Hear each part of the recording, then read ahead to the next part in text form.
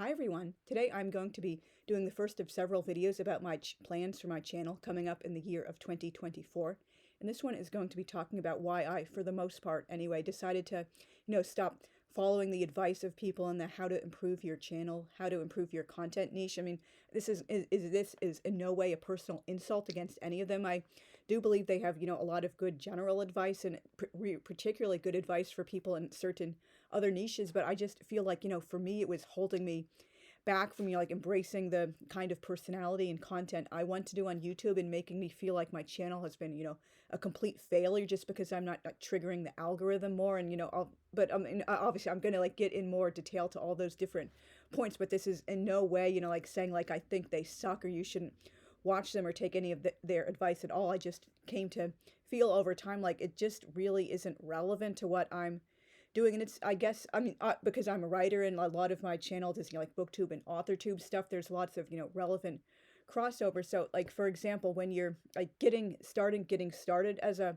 writer, or even like, after you've like been in the game for a while, it's good to have other eyes on your work. Like, in other words, an editor or like a critique partner who's like a talented writer, him or herself. But at some point you have to stop relying on that person telling you you have to do this and this and exactly this and make all of these changes and, oh, take that character out. It's not checking a certain box, or I don't like that character, and you just like obediently do whatever people are asking you to, without like realizing, oh, this is my unique voice and I'm going to stand up for the way like my writing style naturally is and the story I deliberately intended. I don't really care. I mean, obviously you should care, like people don't like your work, but like on the bigger level you should feel like, oh, okay, if you don't click with my work, that's fine. Just, don't watch my videos or don't read my books, but that doesn't mean I'm going to stop doing what, I'm doing. And you have to trust your own voice and vision after a certain point. And yeah, like seek out like second eyes and like advice for learning how to up your game with like, video, like software and stuff. Like, for example, I'm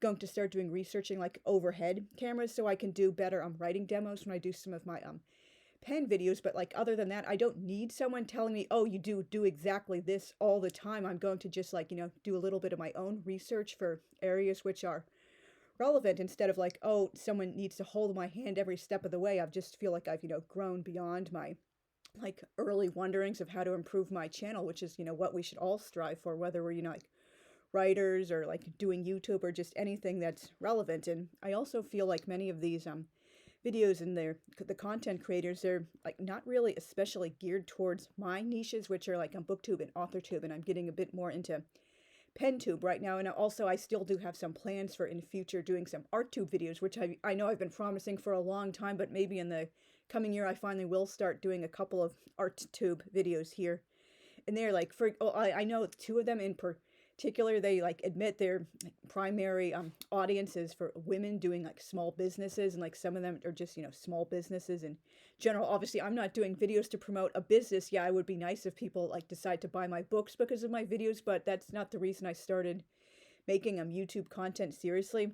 Again, I'm not in here to, promote any sort of business. And a lot of them the other content, how to improve your channel content people, they're like gearing towards people who are like gamers, like so doing live streams of video games or talking about like hints to better like beat or play the game, and or people like, teaching a skill, like let's say like cooking or skateboarding or something like that, or people teaching a specific subject. Yeah, I mean, some of my videos are like how to write about XYZ characters, but that's, I don't think that really falls under the same category as teaching like a specific subject, for example, a tutor or a teacher or something like that. And as I did say in the beginning, they have a lot of like good general advice, but it's just too overwhelming and stressful to follow it all. And I realize they don't think they're being overwhelming or stressful, and I don't believe any of them are intending, oh, you should immediately start doing every single thing I say and doing it every day. But it does, feel overwhelming with titles like 6 things you need to do every single day, or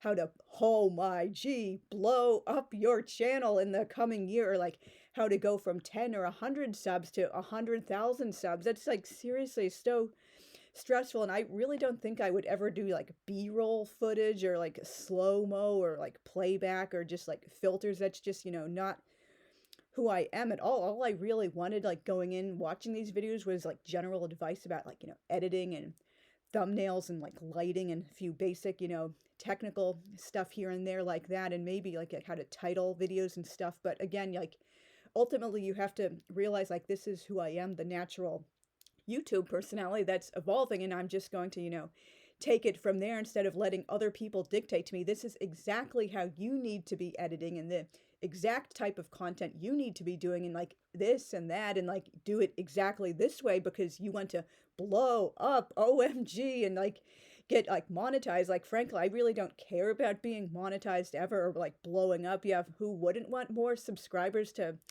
their channel? But that's just like not something I'm aiming for. Like getting like 100,000 subs in a year, like how many of those people would be like, genuine friends with me, and or would I have time to reply to every single like 100,000 plus comments on a video? I mean, that it would be really nice if it happened, but I just don't think most of the people in the niches I watch, which are like ArtTube, PenTube, BookTube, AuthorTube, and PiercingTube, and also JewishTube. I just really don't think those people are in it for like being monetized. And also some of these people, like for example, channel makers, I think I haven't looked at their website in a while, though I have, watched their videos not nearly as much recently as I used to. They have like marketing plans for stepping your game up for YouTube, and I think it's the basic plan is like $5,000 a year. So I mean, maybe I'm mistaken. Tell me in the comments if I'm wrong, if you're doing this or like some of your friends in your niche on YouTube are doing this. But I'm having a hard time like picturing any of the people I regularly watch like paying out $500 a year, or even like 200 or like 1,000 or whatever, just so they can like improve their like game for YouTube with like marketing and like technical stuff and like reaching more people and promo, because that's just not what the people I regularly watch are in YouTube for. They just want to like share their passion for a particular subject, like art or reading or their own books or like fountain pens or like body piercing, tattooing, things like that. It's not about, oh, I have to pay $500 a year so I can like OMG blow up, and just like that's just totally not a mindset I have. And I cannot be bothered to spend like hours on making thumbnails or even making multiple thumbnails for each video. Like who really does that? For example, if your video has like tanked or flatlined at, let's say, like 10, 50, even 100, 200 views within a week or so, like what is putting up a new thumbnail or even a new like video, a new title or new tags and stuff like that going to do for it? It's already been buried by the algorithm. Like everyone who wanted to watch it has obviously seen it, unless someone like later on discovers your channel and starts digging through all your back content. Like, so what is putting up a new thumbnail going to do? Is it suddenly going to make the algorithm boost the video again when it only had like 15 views within like 5 days? And obviously the algorithm decided not to promote it anymore. Although I have been working a lot more on doing like thumbnails with Canva. I'm impressed at how like fast it's taking. A lot of these people were talking like they spent 4 to 5 hours making a thumbnail, plus making like 4 or 5 different thumbnails for every video as backups. Like who has that kind of time? Even if you're not doing like 4 to 5 hours like sitting in a row every day doing the thumbnails, you're like breaking it up over like a week or whatever. Like who has that kind of time? That's just not something I want to do. Maybe an hour or so on a thumbnail, but just, I mean, that's just not the kind of person I am. And also maybe the audience retention rate and the click-through rate may be low because of the wrong people clicking, and the algorithm isn't targeting my actual niches or boosting my videos to subs, or maybe the subs have not clicked the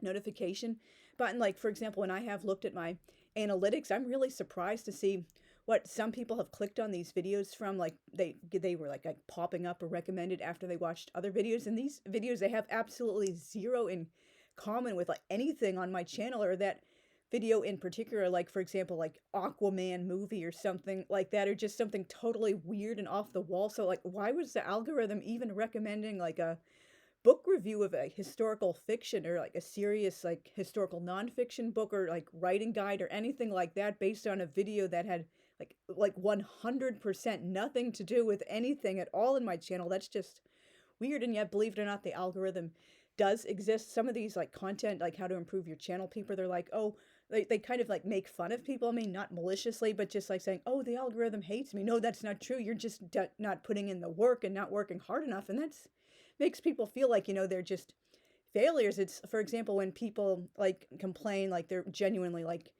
distressed and don't understand what's like going wrong when they're like trying to put in so much work. Like they're saying, oh, I'm 40 or whatever, and I still don't have a serious like boyfriend or girlfriend, and I thought I would be married like 10, 15, 20 years ago. Yeah, I know I'm still single at my age, but it's the same way. And like people who they think they're trying to be helpful, they're saying like, oh, I guess you're just not stepping your game up enough. Like people are out there, you just need to work even harder, even when you actually have been working hard. So like maybe sometimes it really is other people and not you. Like we just cannot predict like who will be successful on YouTube. And sometimes some people, they just are not in a position to find the right partner at the so-called normal age. Maybe they just don't live in a city with like a good single population, or just all the guys or all the women are taken. So just there's just so many factors why you wouldn't like find your dream spouse at a normal age. Just like sometimes the algorithm genuinely does not promote your videos on YouTube. And I also cannot change my fundamental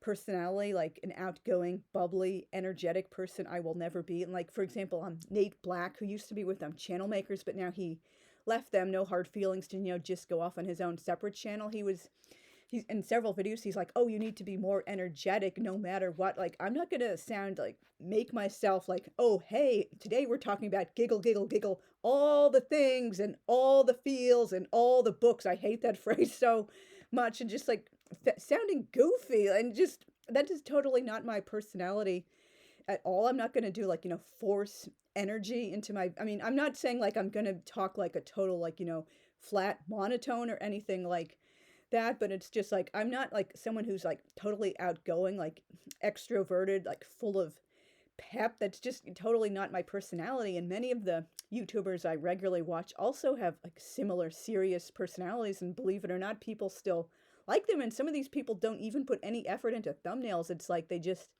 let the YouTube uploading like software or whatever like choose a random screen grab from the video, and they're like totally okay with that. They don't even put any like text on the thumbnail or like choose the thumbnail or anything.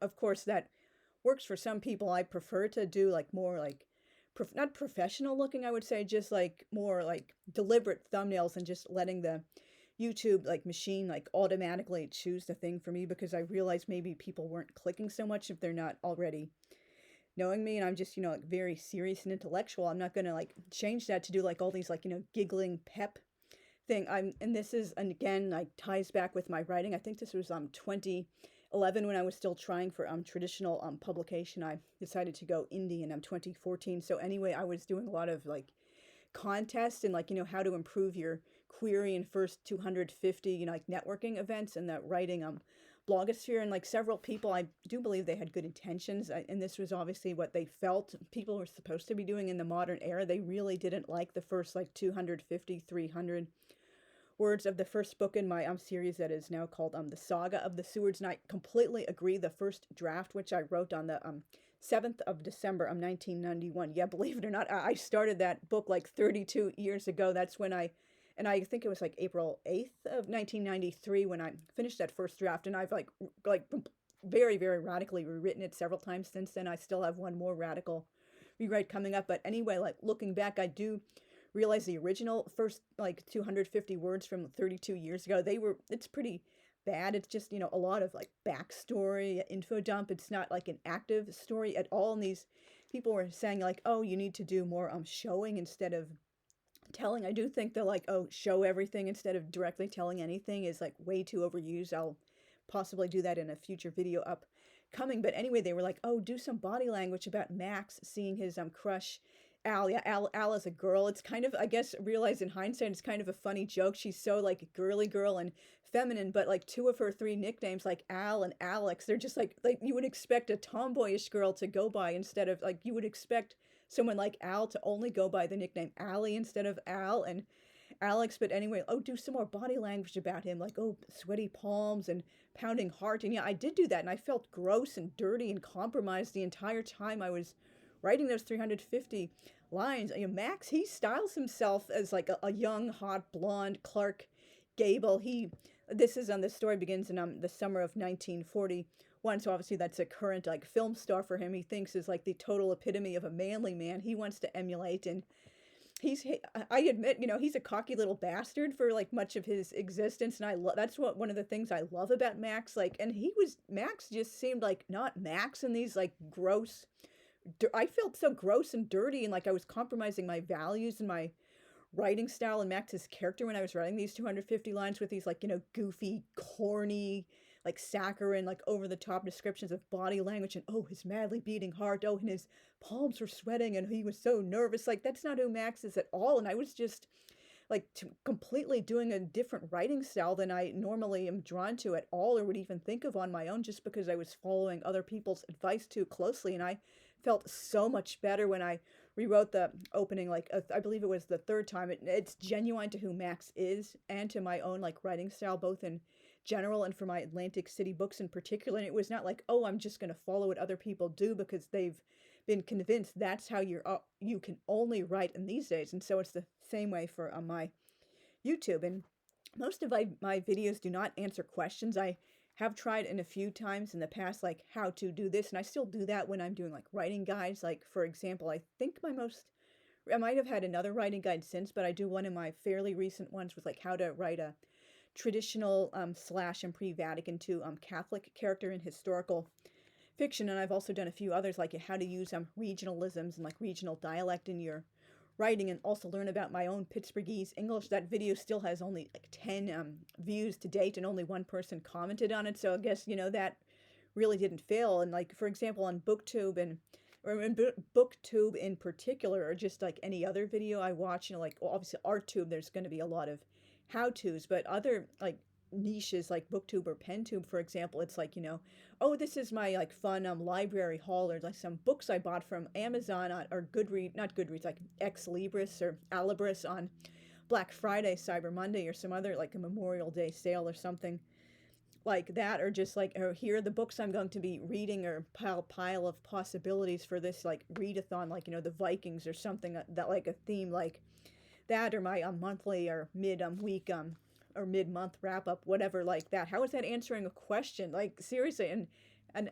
again, these people are the how to improve your content people. They're like obsessed with hooks, like, OMG, you didn't put a hook in your video. Well, I'm sorry, not sorry, but for me, a hook is just announcing the subject you're going to be talking about. And if people aren't interested in it, they obviously wouldn't click the video. Or I guess if they just don't click with your personality, or if they're like the kind who can't sit still for 20 seconds while you're doing a relevant, like, general, like, short introduction to the topic, or like a little fun story talking about your personal connection with the author, or how you like discovered a book or a series or something like that. Sorry, not sorry, that video just isn't for you. But I never deliberately think about putting OMG a hook in my video, and I'm pretty sure I don't think a lot of the other content creators in the like 5-6 niches I watch most often are like stressed about putting hooks. Like, I just don't really think it like, oh, like, OMG, this is the hook. Oh, and you're going to be so excited about this. And like, I just don't really consciously notice that in any videos I watch. But again, tell me in the comments if you are like deliberately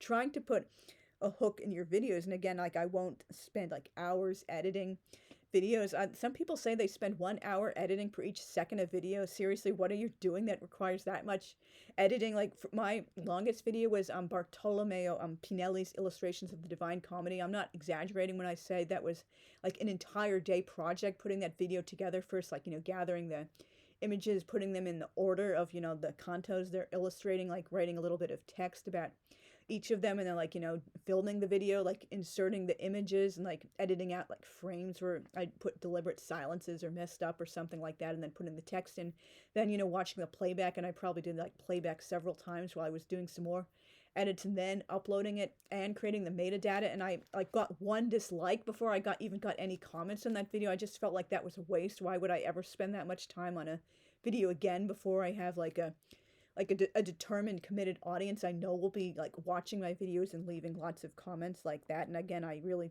don't want to be monetized. And again, getting back to the hook thing, the Nate Black, I think this was a video he made when he was still with Channel Makers. He regularly invites people to submit their channels or videos for roasting so they can learn how to improve. And one of the videos he roasted was from a booktuber. I think her name was Austin, maybe. I'm not like remembering off the top of my head, and I think I might be subscribed to her or have watched some of her videos in the past. And the clip he chose to roast when she's saying, oh, today I'm going to be talking about the books or the top 10 books I read in August, and he like mimicked that line in like a over the top monotone voice, like trying to make it out like that was so boring. Well, sorry, not sorry. That's kind of a common like opening or early on line in booktube videos, like people saying, oh, I'm going to be talking about the books I read during like XYZ month or something, or during this readathon. Like, how else are you supposed to like introduce the topic, like do some like goofy elaborate planned hook?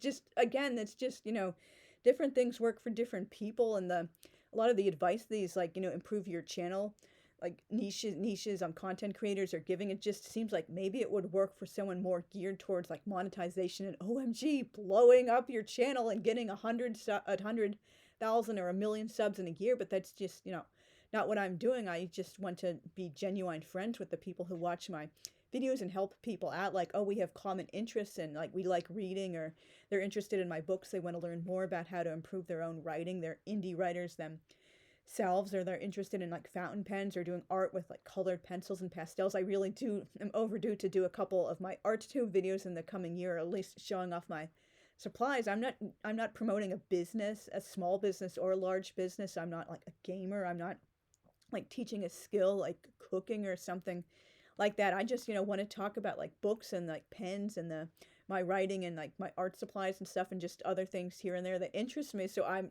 definitely not the kind of person who like is going to be obsessing about all these details about like blowing up and improving their content. So thank you very much for watching. I will have in this little mini series, I think my next video will be about my like general plans for my booktube and authortube content in the coming year. And I also am planning a maybe a little bit shorter than that video about like my PenTube content for the coming year. I'm really excited about like doing some more fountain pen videos, although I think my main focus will probably stay on booktube and authortube. And so don't forget to leave a comment if you really like this video. Tell me what your experience has been with, if you have watched these content creators talking about, oh, how to improve your channel and like blow up. Did you take any of their advice? Did you used to watch them? Did you find any of their advice helpful, or did you just like do a little bit of reading or watching videos here and there to learn about just basic channel improvement, like, you know, how to edit your video or put in like, you know, music or text or like little stuff like that? So just let me know your experience with all of these things, and thanks again for watching. See you soon. Bye.